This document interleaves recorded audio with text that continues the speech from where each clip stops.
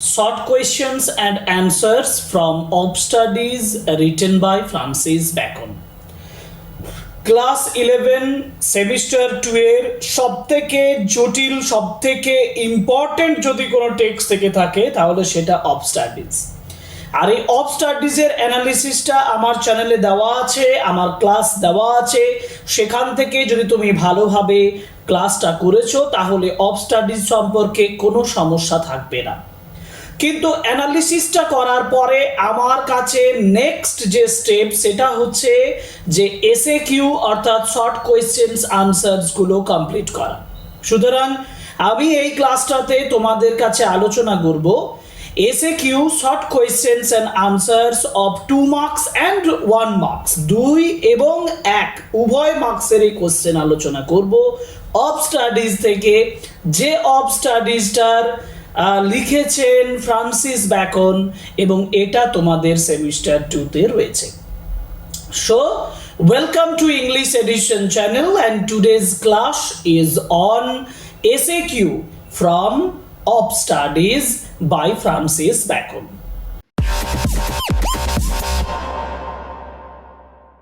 ক্লাসটা শুরু করার আগে প্রথমে তোমাদেরকে এই কথা বলে রাখি, একটা কথা ইম্পর্টেন্ট বলেই আমি বলছি, কারণ তোমরা এখন থেকে মানে এই ক্লাসটার শুরুর থেকে যে কোয়েশ্চেন্সগুলো পাবে সেগুলো একটা ক্লাসে পাবে না।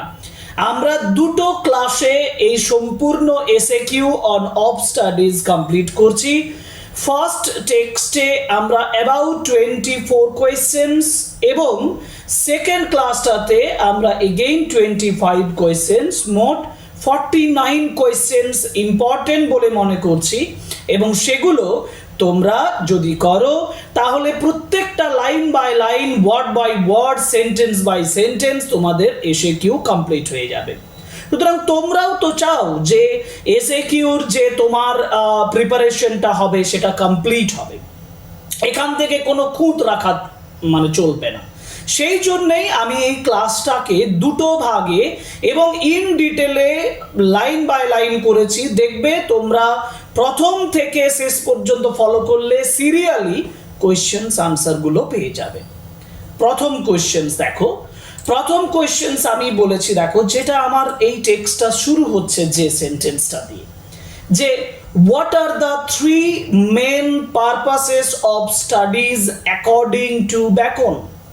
অর্থাৎ মেন 3টে পারপাস বা উদ্দেশ্য যেটা ব্যাকনের কথা অনুযায়ী সেটা মানে সেগুলো কি কি। অব স্টাডিজের প্রথম সেন্টেন্সটা ফলো করলেই দেখতে পাবে 3টে জিনিসের কথা বলা হয়েছে। রিডিং মানে এই যে রিডিং বা স্টাডিজ, যেটা তোমাদের পারপাস 3টে বলা আছে, একটা হচ্ছে ডিলাইট, একটা হচ্ছে অর্নামেন্ট, আর একটা হচ্ছে অ্যাবিলিটি। সেন্টেন্সটা গুছিয়ে লিখলে, প্রশ্নটা ফলো করলে, what are the 3 main purposes of studies, আমি এখানে হোয়াটের জায়গায় ওই 3টে লিখে দেব। আমি লিখতে পারি delight, ornament and ability are the 3 main purposes of studies according to Bacon, অথবা according to Bacon the 3 main purposes of studies are for delight, ornament and ability.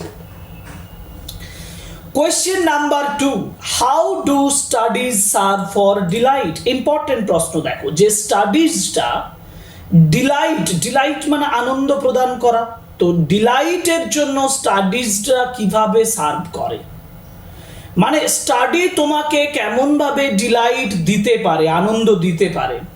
Actually studies serve for delight কিভাবে না, by providing enjoyment and relaxation. দুটো জিনিস বলেছি এখানে, একটা হচ্ছে তোমাকে এনজয়মেন্ট দেবে এবং দ্বিতীয়ত হচ্ছে রিল্যাক্সেশন দেবে। তাহলে আমি আরেকবার সেন্টেন্সটা বুঝিয়ে বলছি দেখো, studies serve for delight by providing মানে দিয়ে, বাই প্রোভাইডিং মানে দিয়ে, কি দিয়ে না, এনজয়মেন্ট অ্যান্ড রিল্যাক্সেশন। কখন না, in moments of privacy and solitude. আমি এই জায়গাটায় যে in moments of privacy and solitude, যারা আরেকটু সহজ করে লিখতে চাও আমি তাদের জন্য বলছি, তারা এই জায়গাটায় বলতে পারো ইন লিজায়ার, LEISURE, লিজায়ার মানে অলস সময়। অর্থাৎ studies serve for delight by providing enjoyment and relaxation in moments of privacy and solitude. This is question number 2. এবং question number 3 তে আমি ওই যে ফার্স্টে যেটা বলেছিলাম যে ডিলাইট, সেকেন্ড বলেছি অর্নামেন্ট, থার্ড বলেছি অ্যাবিলিটি, ওই যে সেকেন্ড কোয়েশ্চেনটার উপরে আসছি যে অর্নামেন্ট মানে আমি কি বলেছিলাম, আমি অ্যানালিসিসের সময় বলেছিলাম অর্নামেন্ট বলতে বোঝায় যখন কথোপকথনের মধ্যে একটা স্টাইল, তার মধ্যে যে অলংকারের ব্যবহার, কথোপকথনের যে স্ট্যান্ডার্ড, সেই স্ট্যান্ডার্ডটা ইনক্রিজ করছে। আমি এখানে যেটা বলবো সেটা হচ্ছে how do studies serve for ornament. না, অর্নামেন্ট কিভাবে করে না, বাই ইমপ্রুভিং কনভারসেশনটাকে ইমপ্রুভ করে, উন্নত করে, বাই ডেভেলপিং দ্য কনভারসেশনটাকে ডেভেলপ করে। So studies serve for ornament by improving conversation and making a person's discourse মানেও conversation, by making a person's discourse more refined and impressive, আরো refine করে তোলে, আরো impressive করে তোলে। অর্নামেন্টেশন বলতে কিন্তু এটাই বোঝায়, অর্নামেন্টেশন বলতে বোঝায় তোমার কথোপকথনটা, তোমার স্টাইল অফ কনভারসেশনের যে স্টাইলটা সেটা অনেক ইমপ্রুভড করে, অনেক ডেভেলপড করে। যার জন্য আমি বলছি যে স্টাডিজ সার্ভ ফর অর্নামেন্ট দেয় বাই ইমপ্রুভিং কনভারসেশনটা ইমপ্রুভ করে, অ্যান্ড মেকিং এ পার্সনের যে কনভারসেশনটাকে মোর রিফাইন্ড অ্যান্ড ইমপ্রেসিভ করে তোলে। ওকে, এবার যাব question number 4. What is the purpose of studies in relation to ability? Ability মানে সামর্থ্য তৈরি করা। অ্যাবিলিটি কিভাবে তৈরি করে স্টাডিজ, তোমার মধ্যে অ্যাবিলিটি কিভাবে তৈরি করে, যে বলছে what is the purpose of studies in relation to ability, অ্যাবিলিটির সঙ্গে সামঞ্জস্য রেখে পারপাসটা কেমনভাবে বজায় থাকে। আমি বলবো ইন রিলেশন টু অ্যাবিলিটি, যেখান থেকে শুরু করেছি দেখো, in relation to ability studies কি করে, help in making sound judgement, sound মানে গভীর, জাজমেন্ট মানে হচ্ছে বিচার ক্ষমতা তৈরি করে। অর্থাৎ studies make you able to জাজ, কোনো কিছু জাজ করার ক্ষমতাটা বৃদ্ধি করে, অ্যান্ড ম্যানেজিং অ্যাফেয়ার্স ইফেক্টিভলি, এবং বিভিন্ন বিষয়, বিভিন্ন বস্তু, বিভিন্ন জিনিসগুলোকে ম্যানেজমেন্ট করতে সাহায্য করে। আমি আরও একবার বলছি, ইন রিলেশন টু অ্যাবিলিটি, অ্যাবিলিটির সঙ্গে সামঞ্জস্য রেখে, মানে অ্যাবিলিটির সঙ্গে সম্পর্কযুক্ত যেটা, studies help in making sound judgement, studies কি করে, আমাদেরকে সাহায্য করে, স্টাডিজ হেল্প করে, স্টাডিজ সাহায্য করে, কি সাহায্য করে, ইন মেকিং সাউন্ড জাজমেন্ট, একটা জাজমেন্ট তৈরি করতে সাহায্য করে, অ্যান্ড ম্যানেজিং অ্যাফেয়ার্স ইফেক্টিভলি, এবং তাহলে in making sound judgment and managing affairs effectively, প্রভাবকারীভাবে অ্যাফেয়ার্সগুলো, বিষয়গুলোকে ম্যানেজ করতে যে অ্যাবিলিটি, সামর্থ্য তৈরি করে। আর একবার বলি, সেন্টেন্সটা বুঝে লিখবে ভালো করে। In relation to ability studies help in making sound judgments and managing affairs effectively. In this way you have the ability, in this way you get the ability of doing something great. Okay, পরের question, next কোয়েশ্চেনে চলে যাই। Question number 5 বলছে where does Bacon believe, কোথায় Bacon বিশ্বাস করেন, where does Bacon believe studies are the most beneficial for delight, studies ডিলাইটের জন্য খুব সাহায্যকারী। Bacon believe studies are most beneficial for delight in moments of desire, in moments of privateness and retiring। এই যে কথাটা retiring বলেছে না, এই রিটায়ারিং কথাটার অর্থই হচ্ছে যেটা লিজায়ার, তুমি যখন অলস সময় পাবে, অর্থাৎ when you will find ample time for your enjoyment, তোমার এনজয়মেন্টের জন্য যখন যথেষ্ট সময় পাবে তখন। অর্থাৎ আমি বিভিন্নভাবে এটা লিখতে পারি, আমি যেটা লিখে দিয়েছি সেটাই লিখতে হবে না, তুমি স্টাইলটা দেখো। ব্যাকন বিলিভস, ব্যাকন বিশ্বাস করেন যে studies are most beneficial for delights in moments of privateness and retiring. Bacon believes studies are most beneficial for delight in moments of privateness and retiring. Okay, পরের যে কোশ্চেনে যাব। পরের question number 6, how do studies contribute to discourse according to Bacon. ঘুরিয়ে কোশ্চেনটা আবার আসছে, দেখো যেটা আমি ডিসকোর্স বা কনভারসেশনের সময় বলেছিলাম মনে আছে। কনভারসেশনের ক্ষেত্রে কি বলেছিলাম, কনভারসেশনের যে স্টাইলটার মধ্যে তোমার কনভারসেশনাল যে স্টাইল সেটার মধ্যে একটা ইমপ্রেসিভনেস তৈরি করে, ইমপ্রেশন তৈরি করে, অর্থাৎ studies make your conversation impressive. সেটাই আমি লিখবো এখানে যে how to studies contribute to discourse according to Bacon. According to Bacon দিয়ে শুরু করব। According to Bacon studies contribute, স্টাডিজরা কি করে, কন্ট্রিবিউট টু ডিসকোর্স, ডিসকোর্সের ক্ষেত্রে কনভারসেশনের ক্ষেত্রে কন্ট্রিবিউট করে। According to Bacon studies contribute, study contribute করে টু ডিসকোর্স, ডিসকোর্সের ক্ষেত্রে কন্ট্রিবিউট করে, কনভারসেশনের ক্ষেত্রে কন্ট্রিবিউট করে by adding elegance and depth. Elegance তৈরি করে, ডেপথ তৈরি করে, গভীরতা তৈরি করে টু এ পারসনস কনভারসেশন। আমি এটাকে ঘুরিয়ে বলতে পারি by giving impression to a person's conversation বা by making the person's conversation impressive and elegant. আমি দুটো বলবো, by adding elegance and depth to person's conversation বলতে পারি, অথবা বলবো by making the person's conversation elegant and depth বা deep and elegant and impressive. Impressive এই কথাটা বলতে পারি।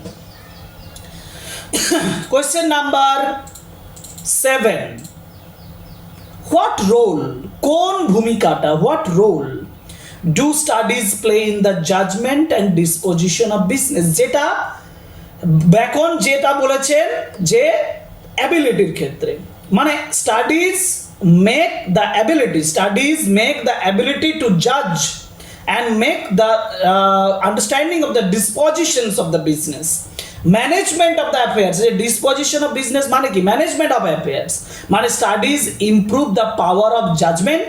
একটা হচ্ছে পাওয়ার অফ জাজমেন্টকে বৃদ্ধি করে, আমি বলবো studies improve the power of judgment and the organization of business বা management of business matters. Okay, যেটাকে বলা হচ্ছে dispositions of business. Next question number 8, how does Bacon contrast expert men with learned men. দেখো Bacon clearly বলেছেন expert men মানে কি, expert men মানে হচ্ছে এক্সপিরিয়েন্স পার্সন। তাহলে expert mens means experience person, person with experience but with no knowledge, with no studies. But learned men means with knowledge from studies. Learned মেনের মধ্যে knowledge আছে, studies রয়েছে। ডিফারেন্সটা কি, ডিফারেন্সটা হচ্ছে যে ব্যাকন কন্ট্রাস্টস বা Bacon makes the contrast, Bacon contrasts expert men with the learned men by saying that, এটা বলে যে experts can handle particular task well. Yes, এক্সপার্টরা এক্সপিরিয়েন্স দিয়ে যে কোনো কাজকে কি করতে পারে, can handle, experts can handle particular tasks well, ভালোভাবে এক্সপার্টরা কি করতে পারে, হ্যান্ডেল করতে পারে। বাট কিন্তু জেনারেল কাউন্সিল, কাউন্সিল মানে অ্যাডভাইসেস কিন্তু পরামর্শ, অ্যান্ড প্ল্যানিং পরিকল্পনা, তাহলে but general councils and planning come best from those who are learned, তাদের কাছ থেকে আসে যারা খুব শিক্ষিত হয়। আমি আবার বলছি, expert Bacon contrasts expert men with learned men by saying that experts can handle particular task well, but general counsel and planning come best from those who are learned. Simple ওয়েতে যদি তুমি বলো যে স্যার আরেকটু simple করে বলুন, আরেকটু simple ভাবে যদি আমি এটা বলি না, তাহলে বলবো যে expert man can do anything, but the general counsel and planning comes best from general counsels and planning comes best from a learned man বা from learned men। ঠিক আছে, question number 9, according to Bacon's মতে who is better suited for the general counsels and the plots and marshalling of affairs। এটা তো খুব সোজা, আমি একটু আগেই তো আলোচনা করলাম যে জেনারেল কাউন্সিলস মানে পরামর্শ, প্লটস মানে হচ্ছে planning, R marshalling of affairs মানে হচ্ছে management of affairs, management of business. এগুলো কে ভালো করতে পারে, একজন learned man with proper studies.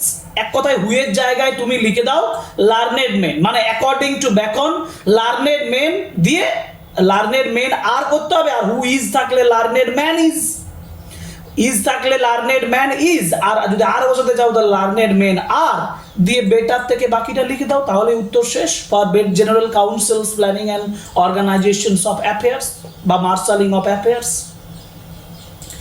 পরের কোশ্চেন যাব, question number 10। Question number 10, what does Bacon say about spending too much time in studies?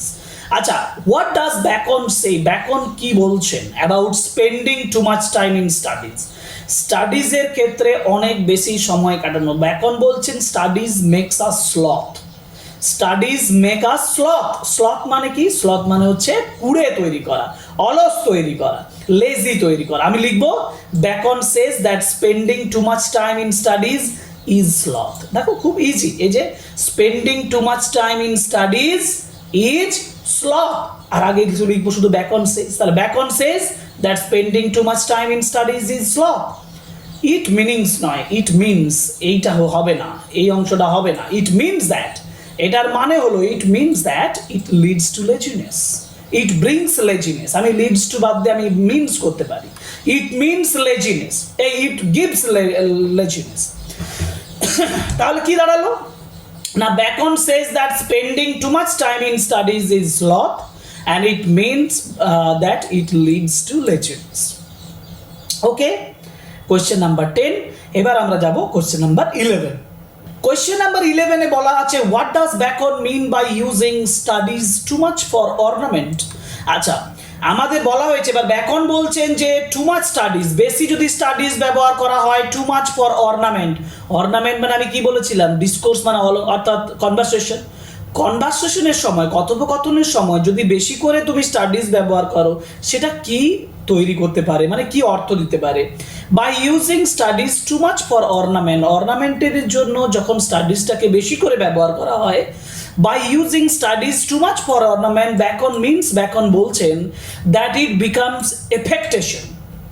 এইটা ভালোভাবে মনে রাখবে, এফেক্টেশন। এখন এফেক্টেশনের মানেটা তোমাকে কিন্তু এই কোশ্চেনে ক্লিয়ার করে দিতে হবে। এফেক্টেশন মানে কি? ইট means to show off knowledge superficially. যখন তুমি বেশি করে অতিরঞ্জিত করে তোমার নলেজ দেখাতে যাবে, to show off your knowledge, তাহলে ইট মিনস টু, মানে এফেক্টেশন মানে হচ্ছে it means to show off knowledge superficially. তাহলে by using studies too much for ornament, Bacon means that it becomes affectation, it means to show off knowledge superficially. পরের question, question number 12। Question number 12 বলেছে what does Bacon say about making judgement solely based on the rules of studies? আচ্ছা, যদি এবার জাজমেন্টও সমস্ত কিছু ওই rules of studies অনুযায়ী করো তাহলে কি হবে? বলছে what does Bacon say, Bacon কি বলেছেন? Making judgement solely based on the rules of studies. Bacon says that making judgment solely by the rules of the studies is the humor of a scholar. তিনি বলছেন যে too much use of the judgement, too much use of the judgement according to the studies is the humour of a scholar. কেন humour of a scholar? কারণ it implies that it is impractical, এটা অব্যবহারিক জিনিস, অব্যবহারিক ব্যাপার হয়ে যাবে, তাই না? যেগুলো আমাদের প্র্যাকটিক্যাল নয়, ইমপ্র্যাকটিক্যাল, সেটা বোঝায় ওই হিউমার অফ এ স্কলারের মাধ্যমে। লিখে নেবে ভালো করে। পরের question, question number 13, how do studies experience relate according to Bacon? ব্যাকনের মতে স্টাডিজ আর এক্সপিরিয়েন্স এই দুটো কিভাবে রিলেট করে, মানে একে অপরের সঙ্গে সম্পর্কযুক্ত কিভাবে? আমি দেখো বলেছি যে according to Bacon studies perfect nature. ব্যাকনের মতে স্টাডিজ কি করে? নেচারটাকে পারফেক্ট করে, যথাযথ করে। But they are also perfected by experience. দেখো বলছে স্টাডিজ পারফেক্ট নেচার, তোমার প্রকৃতি, তোমার আচরণ, এগুলোকে পারফেক্ট করে স্টাডিজ। আবার they are perfected by experience, এগুলোকে আরো পারফেক্ট কে করে? এক্সপিরিয়েন্স করে। সুতরাং স্টাডিজ আর এক্সপিরিয়েন্স আর কমপ্লিমেন্টারি হিসাবে কাজ করে, তাই না? So experience provides practical limits to theoretical knowledge. Experience কি করে? থিওরিটিক্যাল নলেজটার একটা প্র্যাকটিক্যাল লিমিট দেয়। এটা খুব ইম্পর্টেন্ট, এটা কিন্তু মনে রাখবে ভালো করে, এটা একটু জটিল টাইপের। আমি আবার বলছি according to Bacon studies perfect nature, studies নেচারটা কি করে? পারফেক্ট করে। But they are also perfected by experience, and experience provides practical limits to theoretical knowledge. পরের কোশ্চেন হচ্ছে কোশ্চেন নাম্বার 14। কোশ্চেন নাম্বার 14 এ বলা হচ্ছে how does Bacon compare natural abilities to plants. Bacon comparison করছেন natural abilities এর সঙ্গে natural plants এর একটা তুলনা করছেন। তিনি কি বলছেন যে natural abilities are like natural plants that needs pruning means cutting is favourable for a plant because it helps its to grow up, এটা বাড়তে সাহায্য করে। তো Bacon compares natural abilities to plants, Bacon কি কম্পেয়ার করছেন natural abilities গুলোকে plants এর সঙ্গে তুলনা করছেন।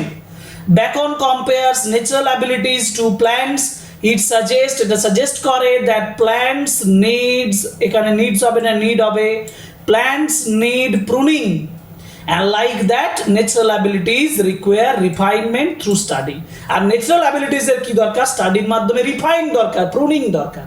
তাহলে যেমন একটা ন্যাচারাল প্ল্যান্টের প্রুনিং দরকার, like that natural abilities require refinement through study, স্টাডির মাধ্যমে রিফাইনমেন্ট দরকার। ঠিক আছে, ওকে। পরের প্রশ্ন যাব। পরের প্রশ্ন হচ্ছে question number 15, how do crafty men, simple men and wise men view studies according to men. মানে বেকন বলছেন যারা ক্র্যাফটি মেন তারা স্টাডিজটাকে কেমন ভাবে দেখেন, সিম্পল মেন তারা স্টাডিজটাকে কেমন ভাবে দেখেন, ওয়াইজ মেন বুদ্ধিমান ব্যক্তি তারা কেমন ভাবে দেখেন। এখন ক্র্যাফটি মেন কি করে, ক্র্যাফটি মেন ডিসপাইজ স্টাডিজ। এক কথায় বেকনের সেন্টেন্সটাই বলে দিলে ক্র্যাফটি মেন ডিসপাইজ স্টাডিজ মানে ঘৃণা করে স্টাডিজকে, simple men admire them, simple men admire করে প্রশংসা করে, and wise men use them effectively, wise men তাদেরকে সাহায্য করে, স্টাডিজগুলোকে সাহায্য করে। তাহলে এখানে আমি শুরুতে অ্যাকর্ডিং টু বেকন লিখতে পারতাম, according to Bacon crafty men despise studies, simple men admire them and wise men use them effectively. পরের question, why does Bacon believe, কেন বেকন বিশ্বাস করেন, why does Bacon believe wise men use studies, wise men স্টাডিজটাকে ব্যবহার করে কেন, মানে এটা কেন বেকন মনে করেন না, beacon believes wise men use studies because they understand how to apply knowledge practically, how to apply knowledge তারা জানে, they understand because they understand তারা বোঝে how to apply knowledge practically নলেজটাকে কিভাবে অ্যাপ্লাই করা যায় through observations and wisdom। Observation মানে লক্ষ্য করার মাধ্যমে, এবং উইজডম বুদ্ধিমত্তার সঙ্গে, অবজারভেশন এবং উইজডমের মাধ্যমে কিভাবে নলেজটাকে অ্যাপ্লাই করা যায় সেটা তারা বোঝে। আমি আবার বলছি, beacon believes wise men use studies because they understand how to apply knowledge practically through observation and wisdom। ওকে, পরেরটায় চলে যাই। হোয়াট অ্যাডভাইস, কোন উপদেশ, what advice does beacon give on how to read, কোন অ্যাডভাইসটা বেকন দিচ্ছেন কিভাবে পড়তে হয়। হাউ টু রিডের উপরে তিনি কি অ্যাডভাইস দিচ্ছেন না, বেকন উপদেশ দিচ্ছেন to read, not to contradict or refute. আমি বলবো কনফিউট, এটা বলবোই না, আমি বলবো যে বেকন বলছে read not to contradict, not to blindly accept, অন্ধেরভাবে গ্রহণ করতেও বলছেন না, not just to make conversation, আবার কনভারসেশনের জন্য বলছেন না, but rather to weigh and consider thoroughly, weigh and consider. মানে এক কথায় Bacon advises to read not to contradict, not to blindly accept, not just to make কনভারসেশনের জন্য নয়, but rather to weigh and consider thoroughly। Okay, next question চলে যাব, question number 18, what should be the ultimate goal, কোনটা ultimate goal, শেষ যে লক্ষ্যটা সেটা কি, of reading according to Bacon, reading এর আলটিমেট গোলটা কি না, according to বেকনের মতে the ultimate goal of reading should be, according to Bacon, কোশ্চেনে থেকে বলছি, the ultimate goal of reading should be, according to Bacon, the ultimate goal of reading should be to understand, weigh and thoroughly consider, মানে to understand and to weigh and consider, it is not to argue or accept blindly or to impress others, যেটা আগের লাইনে আমি বলেছিলাম। Bacon বলছেন read not to contradict, not to confute, not to weigh, but not to blindly accept, not to use in too much in conversation, but to weigh and consider, সেটা যদি তুমি এখানে লিখে দাও তাহলেই হবে। রিডিং এর গোল ওইটাই যে reading to weigh and consider, বিবেচনা করার জন্য, ওয়ে করার জন্য, মানে সেইভাবে ভাবনা চিন্তা করার জন্যই তোমার স্টাডিজটা প্রয়োজন।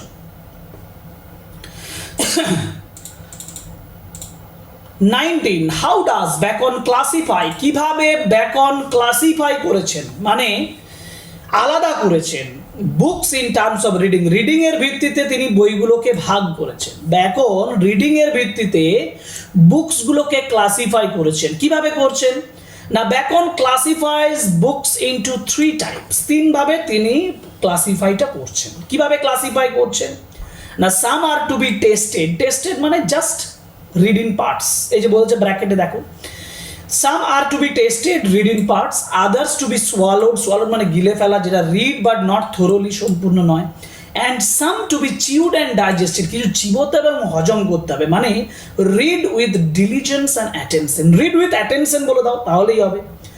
তাহলে Bacon classifies books into 3 types, Bacon 3টে টাইপে বইগুলোকে ভাগ করেছেন, some are to be tested, others to be swallowed, and some to be chewed and digested. আর ব্র্যাকেটে যেগুলো আছে সেগুলো লিখে নেবে। কি বললাম, যে tested read in parts, others to be swallowed, read but not thoroughly, and some to be chewed and digested, read with diligence and attention.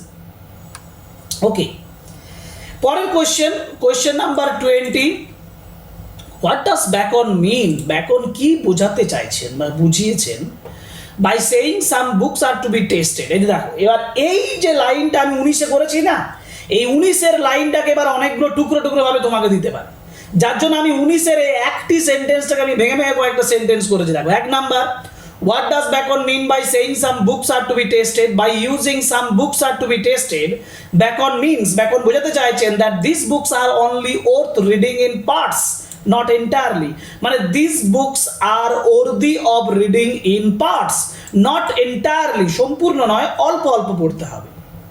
তাহলে some books should be read only in parts, not thoroughly, এটা লিখবো।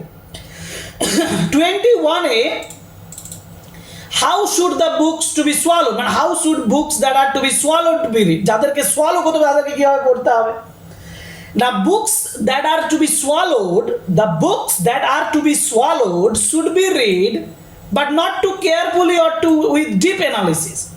মানে not too carefully, যথেষ্ট যত্নের সঙ্গে নয়, but with deep analysis, গভীর analysis দরকার নেই, খুব কেয়ারফুলিও দরকার নেই, শুধু পড়তে হবে, শুধু কমপ্লিট পড়তে হবে। তাহলে টু বি সোয়ালোড মানে books that are to be swallowed should be read but not too carefully or with deep analysis, মানে যথেষ্ট অ্যানালিসিসের প্রয়োজন নেই, সেটাকে বলছে টু বি সোয়ালোড। এরপরে যেটা বলেছি দেখো, সেটা হচ্ছে যে what does Bacon mean by books that are to be chewed and digested, মানে Bacon means that some books should be read thoroughly, some books should be read thoroughly with diligence and attention to fully understand and absorb their content, এটা কিন্তু should be read thoroughly and one should understand the book entirely, line by line, word by word। তাহলে beacon means যেমন হবে আমাদের পড়া উচিত, আমাদের যেমন হবে টেক্সটগুলো পড়া উচিত, তাই না? সুতরাং beacon means that some books should be read thoroughly with diligence and attention to fully understand and absorb their content। পরের question 23, what does Bacon say about the reading books by deputy? এবার বলছে books reading করবে ডেপুটির মাধ্যমে, সেটা কিভাবে না, Bacon suggests that less important books can be read by a deputy, যেগুলো কম important বই সেগুলোকে ডেপুটির মাধ্যমে, মিনিং মানে এটার মিনিং আমি একটা সেন্টেন্সটা ব্রেক করে বলতে পারি, it means someone else can read them and make extracts or summaries, কিছু জন পড়তে পারে এবং সেগুলো সামারি তৈরি করতে পারে। এটা অতটা ইম্পর্টেন্ট নয়, ইম্পর্টেন্ট যেটা তার পরের কোশ্চেনটা দেখো, সেটা হচ্ছে 24, what comparison does Bacon regarding distilled books, Bacon বলছেন distilled books are like distilled water, আমি বলবো Bacon compares the distilled books with distilled water, Bacon compares distilled books to common distilled waters, কেন বলছেন তার লাইনটা ব্যাখ্যা করে দিই না, he calls them flashy things, তিনি এগুলোকে ফ্ল্যাশি থিংস বলছেন। He suggests, তিনি বোঝাতে চাইছেন that they are superficial and lack depth, সেগুলোর গভীরতার অভাব আছে, ডিস্টিলড ওয়াটারের গভীরতার মানে ডিস্টিল বুকসের মধ্যে গভীরতার অভাব আছে। ভালোভাবে মনে রাখবে, Bacon compares distilled books to a common distilled waters, to common distilled waters. কেন না, he calls them flashy things because they are superficial and lacks depth, তাই না? সুতরাং এইগুলোই হচ্ছে আমাদের আজকে পার্ট 1 এর যে আলোচনাগুলো আমি বলেছিলাম শুরুতে 24 কোশ্চেন্স আলোচনা করব। এবং দেখো তুমি পর যদি তুমি অফ স্টাডিজ অ্যানালিসিস পড়ে থাকো তাহলে দেখবে পর কোশ্চেনগুলো সাজিয়ে আমি একবারে তোমাদের জন্য দিয়েছি। এগুলো লিখো ভালোভাবে, খাতায় লিখো এবং দেখবে আমার ক্লাসটা ফলো করো, বারবার করে আমার ক্লাসটা দেখো। যত বেশি দেখবে তত বেশি তোমার এগুলো মনে পড়বে এবং পরীক্ষাতে এই অডিও ভিজুয়াল ইকুইপমেন্টের মাধ্যমে পড়ার ইম্পর্টেন্সটা তুমি বুঝতে পারবে যখন তুমি এন্টায়ারলি তোমার মনের মধ্যে সঙ্গে সঙ্গে মানে মনে পড়ে যাবে আর কি। ঠিক আছে, পরীক্ষায় কোনো অসুবিধা হবে না এবং অফ স্টাডিজটা জলের মতন সোজা হয়ে যাবে। আশা করছি তোমাদের এই ক্লাসটা ভালো লেগেছে। যদি ভালো লাগে তাহলে অবশ্যই আমাদেরকে মানে আমাকে তোমরা মেসেজ করো, আমাকে কমেন্ট বক্সে জানাও, আর লাইক কমেন্ট এবং শেয়ার করো আমাদের ভিডিওগুলো। আর অতি অবশ্যই রিকোয়েস্ট করব, please subscribe the channel. Thank you very much. Goodbye for today.